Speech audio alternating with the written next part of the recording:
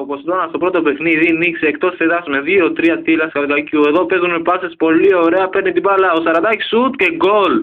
Αυτό είναι το γκολ, το 0-2 από τον Ποσειδώνα που γίνεται από τον Δημήτρη Σαραντάκη. Όποιος μέχρι τώρα στο πρωτάθλημα έχει 2 γκολ.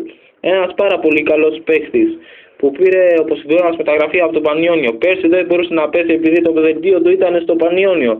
Εδώ βλέπουμε ο Ποσειδώνας έχει κάνει και μεταγραφή το Γιώργο τον Κωνστελένο, ο οποίος είναι ένας πάρα πολύ καλός παίχτης. Εδώ βλέπουμε τον Ποσειδώνα παίζει με πάσες, παίρνει την μπάλα ο Μαρίνης, σέντρα, το κανένα και ο Σαραντάκης και γίνεται το 0-3. Πολύ καλή ομάδα ο Ποσειδώνας φέτος.